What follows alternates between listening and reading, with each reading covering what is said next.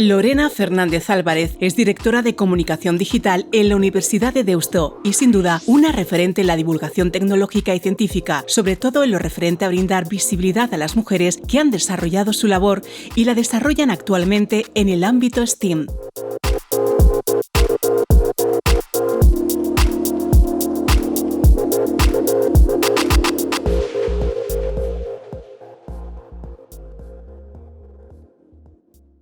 Pues mi decisión, la verdad, es que estaba entre dos mundos que, en principio, en base a nuestros estereotipos, pueden estar muy separados, porque yo quería o bien hacer bellas artes o bien hacer ingeniería informática, pero que, sin embargo, tienen muchos elementos en común, porque desde ambas disciplinas yo lo que veía es que podía crear cosas nuevas, ¿no? O sea, la posibilidad esa de crear, y entonces, en un momento dado, al final me decidí por la ingeniería informática. Siempre suelo contar de manera jocosa que lo que me terminó decantando por la ingeniería informática es que yo quería trabajar con sistemas deterministas, que iguales entradas, iguales salidas, pero descubrí durante toda la titulación que en mitad de esas máquinas deterministas siempre había personas que hacían que todo fuera totalmente indeterminista. Y realmente, de hecho, eso es lo que más me enganchó y me gustó de mi titulación. Si hago una mirada hacia atrás, además, y hago un análisis de cuando era chiquita, pues me doy cuenta también cómo los juguetes ya me iban haciendo, ¿no? Me iban marcando señales. O sea, a mí me encantaba jugar pues con juegos de construcción, el Mecano, pero era muy curioso porque eran juguetes que yo no tenía. Es decir, yo el Mecano se lo tenía que robar a mi primo. O sea, que no eran juguetes que yo tenía ahí. Y esos eran como los elementos. Luego también en casa, pues la familia sufría mucho porque me encantaba coger todos los dispositivos electrónicos, despiezarlos, volverlos a montar. Obviamente luego me sobraban piezas. Sospechosamente a veces funcionaban, a veces no. Y esos eran los elementos, pero referentes, la verdad es que no tuve mujeres en las que poder mirarme y no fue un elemento en el que pude decir, yo también puedo hacer eso. O sea, que ahí sí que eché en falta esos espejos en los que mirar y decir, bueno, pues yo también me puedo dedicar a estas titulaciones, ¿no?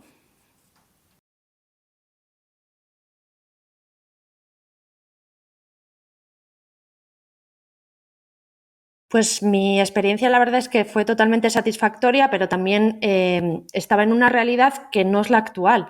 O sea, para que hagamos un análisis, ingeniería informática, por ejemplo, de los primeros datos que se tienen, de los primeros registros que son del curso 85-86, la presencia de mujeres era del 30,12%. Sin embargo, si hacemos un análisis de los últimos datos que ofrece el Ministerio, que es del año 2021, eso ha bajado al 13,39%. Es decir, en mi año no éramos 50-50, pero sí que teníamos una representación de mujeres importante que ahora, por ejemplo, no se da. O sea, ahora te cuelas por las aulas de ingeniería informática, por ejemplo, en Deusto, que es donde yo trabajo, y a veces te encuentras una, dos o tres mujeres como mucho, con lo cual sufren más el síndrome de ser la única en la sala.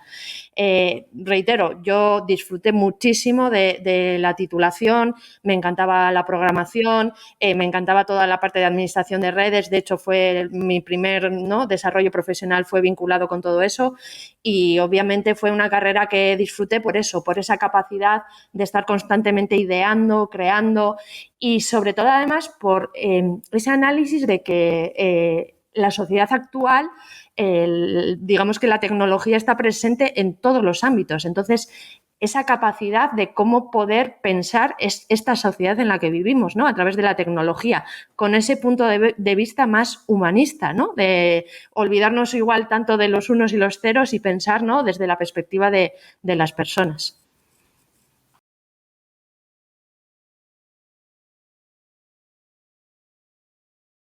Pues cuando tratamos de dar respuesta a la realidad con la que nos encontramos, solemos utilizar un símil que se utiliza en el ámbito de la investigación, que se llama la tubería que gotea, ¿no?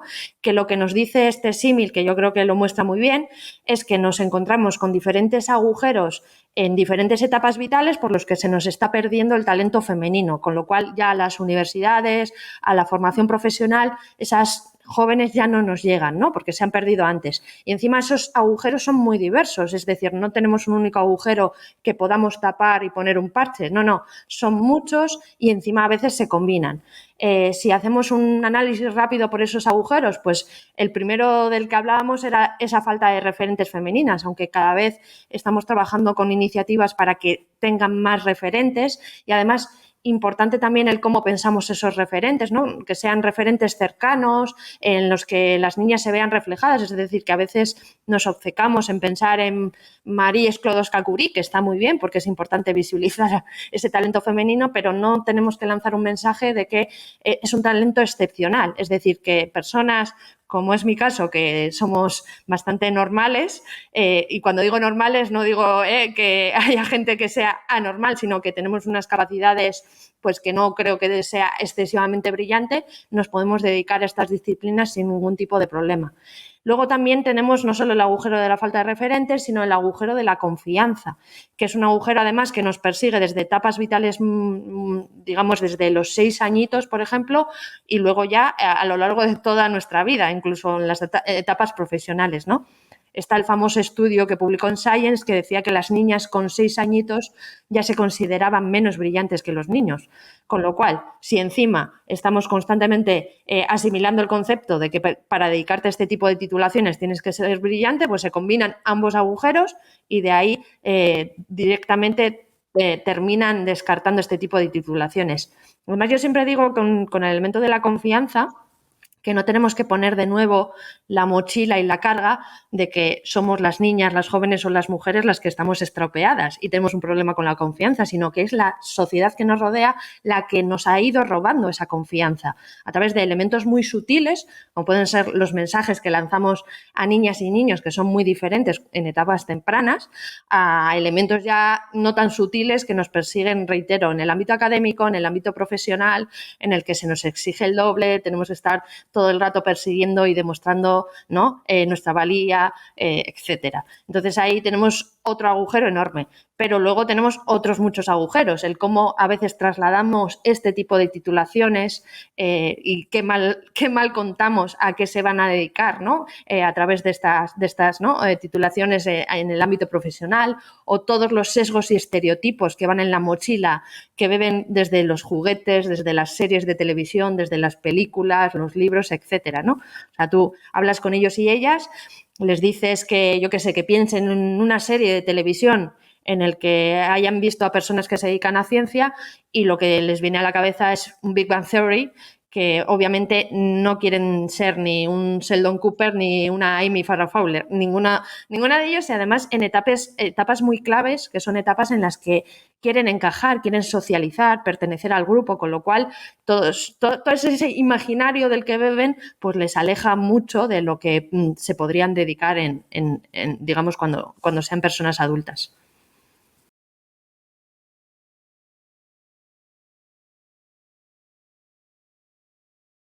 Yo siempre suelo decir y utilizar lo que a mí me movió, ¿no? Que es esa capacidad de pensar cómo va a ser la sociedad. Es decir, a través de la ciencia, la tecnología, estamos moldeando ese mundo en el que nos movemos y nos vamos a mover. Es decir, ahora que está en boca de todo el mundo la inteligencia artificial, el poder pensar y desarrollar esa inteligencia artificial, el poder ser protagonistas de ese, iba a decir futuro, pero no, de ese presente, para mí es un elemento que me mueve, ¿no? Para, digamos, desarrollarme tecnológicamente y para eso, por fin ser protagonistas, porque si no, si dejamos todo esto en manos solo de una parte de la sociedad, pues probablemente se olviden de nuestros propósitos, se olviden de nuestra trayectoria vital y no se incorporen esas miradas diversas a esa nueva sociedad que estamos creando. Entonces, para mí es como un mensaje que lanzaría a las jóvenes de decir, vais a ser las protagonistas de crear esto, ¿no? No lo dejéis solo en manos de una parte, participad también. Y otro mensaje es que obviamente parece mentira que tenga que decir esto, pero estáis igual de capacitadas que los chicos para poder dedicaros a esto. Y vuestra vida social hay diversidad de ejemplos de personas dedicándose a la ciencia, a la tecnología, que va desde, yo qué sé, desde el guitarrista de Queen, que muy pocas personas saben que tiene un doctorado en astrofísica, a, yo qué sé, mujeres como muy diversas que puedes ser y desarrollarte en lo social y no te va a marcar la titulación a la que te dedicas, porque es como un mensaje recurrente, ¿no? O sea, en proyectos o cuando hablo con jóvenes te hacen preguntas a veces como diciendo, bueno, ¿y tienes amigos y tal? Y dices, sí, claro, o sea, tengo una vida social totalmente desarrollada, o te vas a dedicar o vas a tener familia, o sea, son elementos que están ahí en el run run y que luego ejercen un efecto sobre la toma de decisión.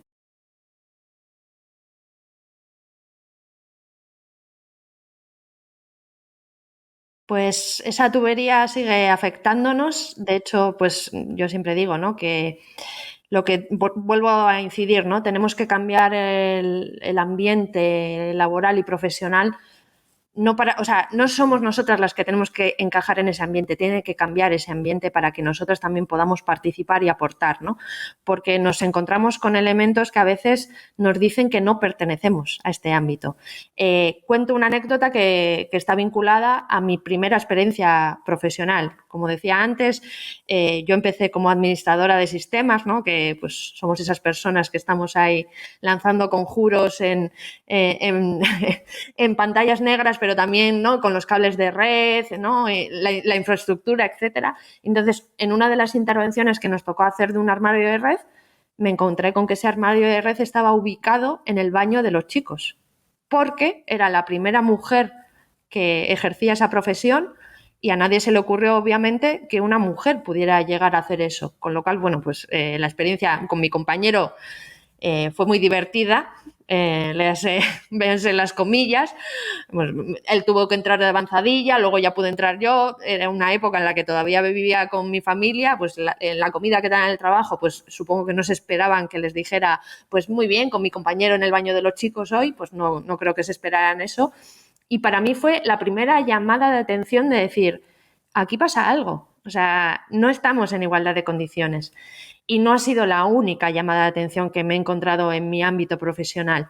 Lo que decía antes, el sesgo de la cuerda floja que se denomina, que tengamos que estar constantemente demostrando nuestra valía, el que a veces se ponga, ¿no?, en duda, que hagas un comentario y si lo hace un compañero enseguida, muy buena idea, y sin embargo tu comentario pasa desapercibido. Son elementos a veces muy sutiles en los que pues, nos encontramos en desigualdad de condiciones en este ámbito profesional, con lo cual es muy importante cada vez pues, que haya más mujeres pues, para que se incorpore esa diversidad. Y reitero, estamos hablando del efecto que puede tener esto sobre la tecnología y el mundo. O sea, cuando se desarrolló una tecnología muy básica que utiliza todo el mundo a día de hoy, que es el cinturón de seguridad, la persona que lo hizo, que era un hombre, pues no se le ocurrió que detrás de un volante podía ir una mujer embarazada. Entonces, es tan importante que nuestra mochila vital también se incorpore a estos desarrollos, porque si no, se estará mirando siempre desde los mismos zapatos, desde la misma perspectiva.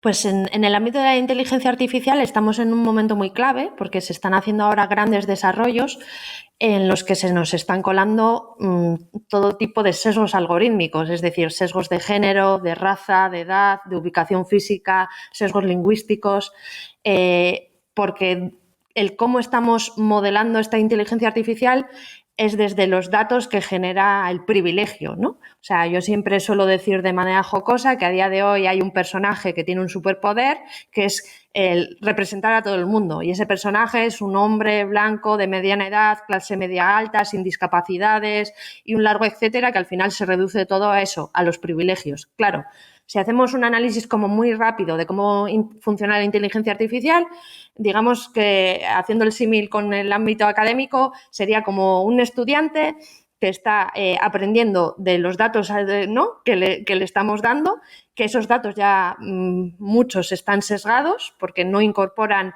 la realidad, a veces hacen una fotografía muy pequeña de la realidad, con lo cual se piensa que con esa fotografía pequeña todo eso representa el mundo, o incluso a veces lo que hace es representar un mundo que es machista, racista, clasista, capacitivista, o sea, un montón de istas por detrás.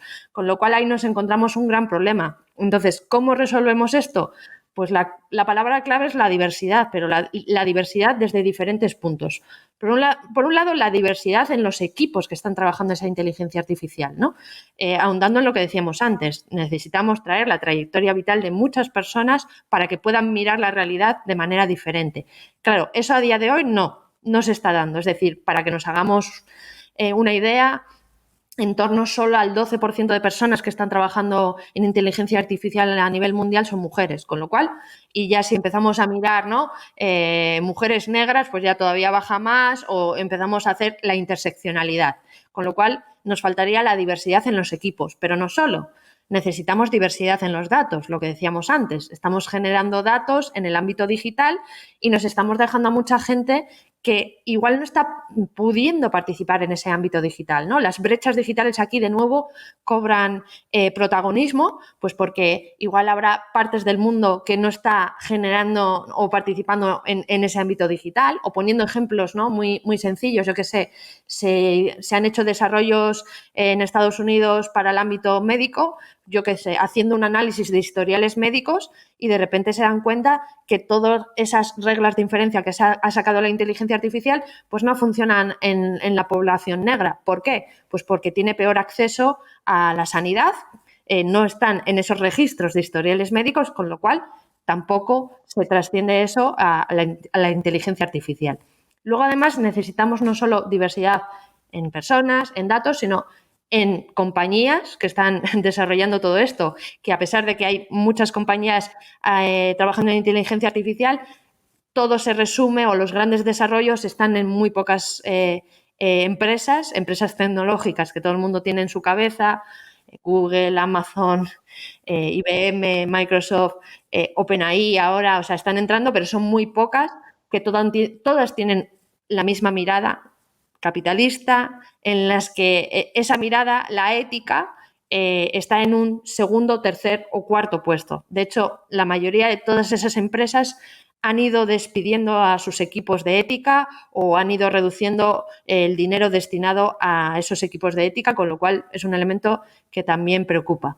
Y luego, el último elemento de diversidad que necesitamos es la diversidad de los propósitos, porque, reitero, esas tecnologías, como están miradas desde ese ámbito capitalista y desde el privilegio, pues no incorporan propósitos de otros colectivos. Entonces, yo me imagino personas mayores, por ejemplo, esa tecnología que se está desarrollando ahora no está poniendo el foco en las personas mayores. O incluso si miramos propósitos de cosas que utilizamos a diario, como pueda ser, yo qué sé, las pulseras que ¿no? hacen un registro de nuestra actividad física o médica, tardó muchísimo tiempo que se incorporara un elemento básico como era la menstruación de las mujeres. Así que tenemos que pensar también en la diversidad de los propósitos de esa tecnología para que no nos dejemos a nadie fuera de este desarrollo, que cada vez va a ser más homogeneizador.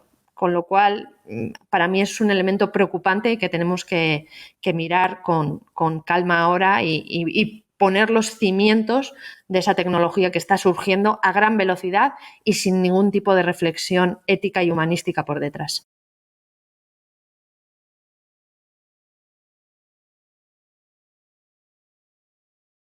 Pues Inspira STEM es un proyecto que lo que busca, iba a decir fomentar vocaciones científico-tecnológicas entre las niñas, pero voy a cambiar la frase porque es muy importante.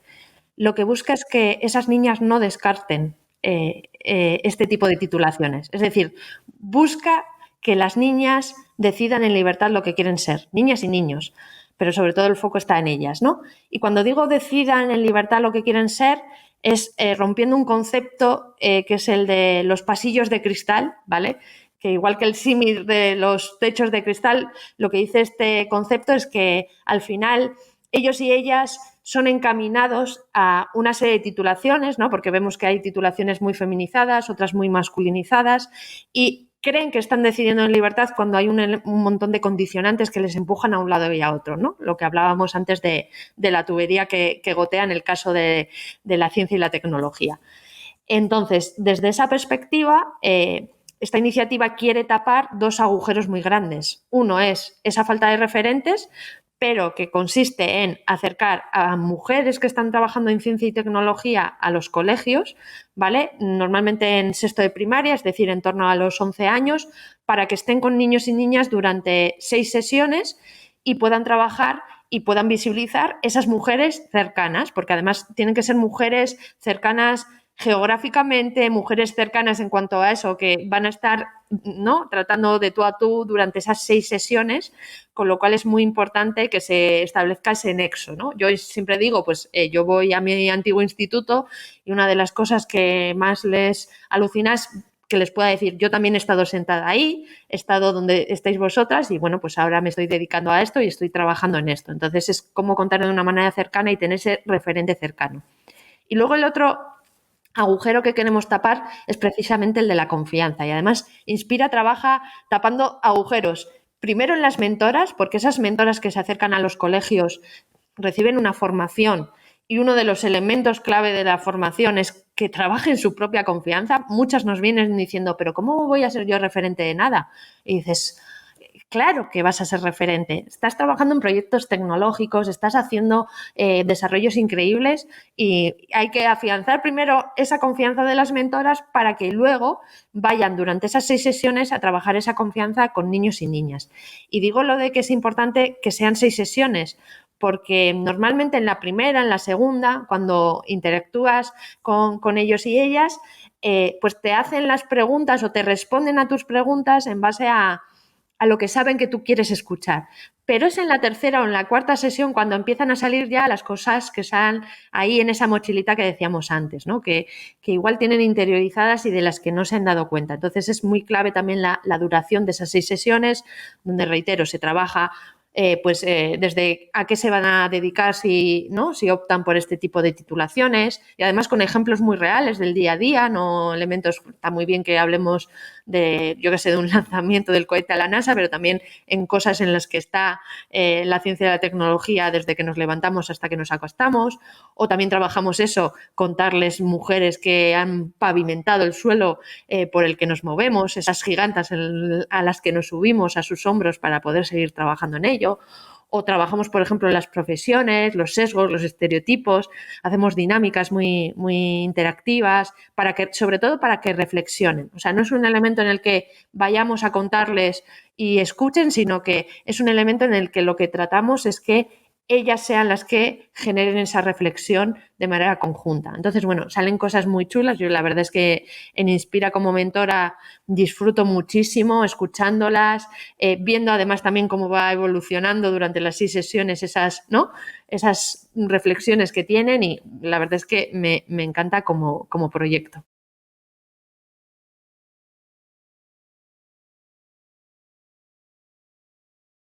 Pues ya lleva muchos añitos, la verdad. Yo no sé si ya son 6 o 7 años en marcha, o sea, tendría que revisarlo, pero desde el momento en el que esto nació, además, nació tomando un café en una servilleta, esto, ¿sabes? Como las grandes historias, no fue en un garaje, pero nació en una servilleta y pensando, todo esto partió de la Universidad de Deusto, porque justo habíamos puesto en marcha el premio Ada Byron y donde premiemos a mujeres excelentes, pero ahí es donde nos generó la primera reflexión de decir, es muy importante que esas mujeres excelentes las conozca la sociedad, pero ojo, cuidado con lo que decíamos antes, ¿no? De que no consigamos el efecto inverso en las niñas de decir, oye, no, mira, es que tienes que ser increíble, como todas esas mujeres que hemos ido premiando con el premio de Byron, sino, mira, no, también tienes mujeres cercanas que te pueden contar de tú a tú. Y de ahí surgió toda la idea, empezó con un nodo chiquito en Euskadi, pero se ha ido desarrollando y expandiendo ¿no?, en toda España. O sea, hay nodos en Galicia, en Cataluña, en Madrid, o sea, en un montón de sitios y espacios. Y la verdad es que es una gozada el agradecimiento que incluso te genera a las mentoras que son mujeres voluntarias que están participando ahí porque quieren también, ¿no?, cambiar la realidad con la que se encuentran en su ámbito profesional.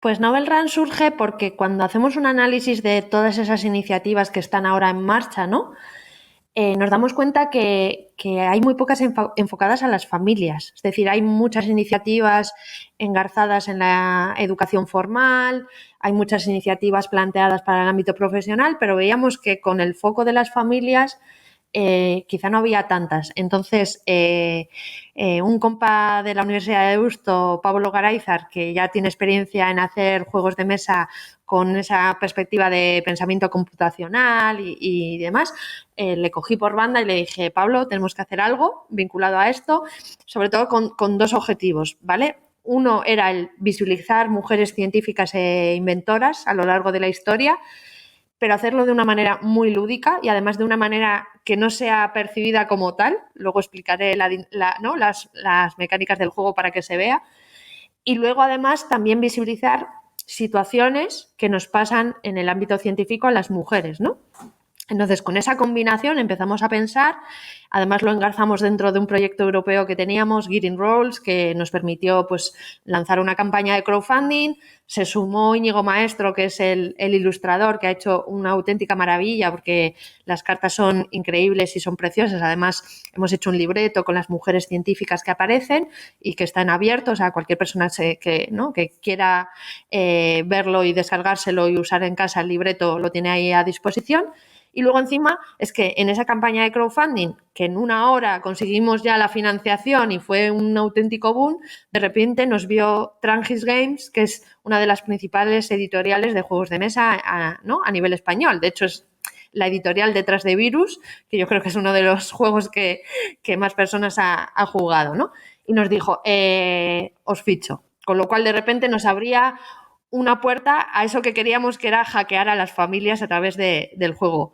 Entonces, el juego de mesa tiene una mecánica que se llama de deck building, de construcción de mazos, que lo que tú haces es con un equipo de investigación, ¿no? Vas avanzando, vas comprando cartas y puedes jugar en modo solitario o con más personas, hasta 4 personas, y lo que, pues eso, las inventoras van apareciendo a través del juego y intervienen en base a lo que a ellas les ha pasado en su vida. Entonces, yo siempre digo que tienes cartas, pues yo qué sé, desde la carta de Hedy Lamar, que como gracias a ella tenemos ahora desarrollos como el Wi-Fi o el Bluetooth, pues te van a dar muchos datos, ¿no? Que es lo que te da la carta de Hedy Lamar, a otras cartas que son las cartas de interacción negativa, o eso es el argot del mundo del juego, pero yo digo las cartas de puteo, que tú puedes, ¿no? A la persona que tienes enfrente, por ejemplo, robarle datos, que es la carta de Rosalind Franklin, que es lo que le pasó a ella con la famosa fotografía que Watson y Crick le tangaron y utilizaron para todo su desarrollo, ¿no? De la estructura del ADN,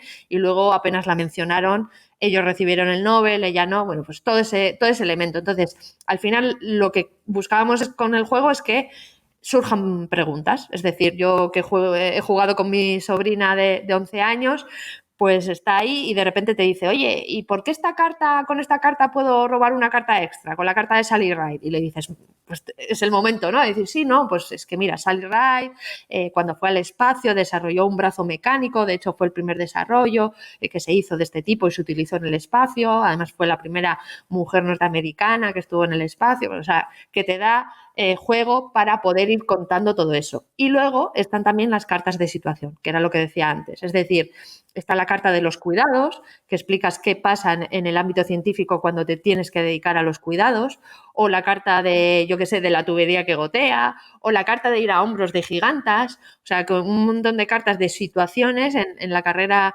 científica, ¿no?, que nos afecta principalmente a las mujeres. También está la carta del síndrome de la impostora, bueno, pues una serie de cartas que también explicamos y contamos, con lo cual, de manera lúdica, en un espacio además en el que compartes, porque los juegos de mesa lo que te permite es sentarte, compartir espacio con la familia, reflexionar de manera conjunta, pasártelo bien y que vaya quedando algo y decir, pues mira, ya me voy conociendo a estas científicas, a estas inventoras, y además voy conociendo también algo de la carrera científica y de las cosas que pasan. Gracias a Trangis está en las principales tiendas, o sea que eso hemos conseguido que permee, y ha sido el elemento de eso. Hackear familias lo hemos conseguido, estamos ahí.